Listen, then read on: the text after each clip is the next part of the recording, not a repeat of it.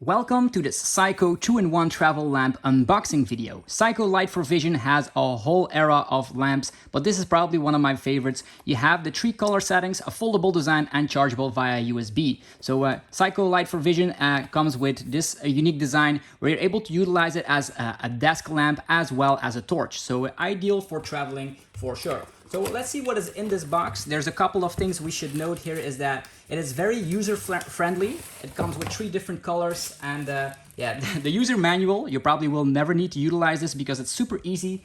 And we also have this unique USB cable, so you're going to be charging up this device instead of utilizing batteries. So let's see what this is all about. So as you can see, it comes straight from the box as a torch. You're going to be able to utilize it by double pressing this button, and then you're going to be finding your way through the dark. Super cool design. And if you put it like this and open it up, you can also utilize it as a desk lamp. So yeah, you could just tap here, and the desk lamp actually has 3 different colors. You have this color, the warm color, a little brighter color, and the one we've showcased at the start. So putting it off also has 1 button, and there you go. This is the 2-in-1 travel lamp from Syco Light4Vision. So easy to use. Just fold it down, double press, and you have action to the torch again.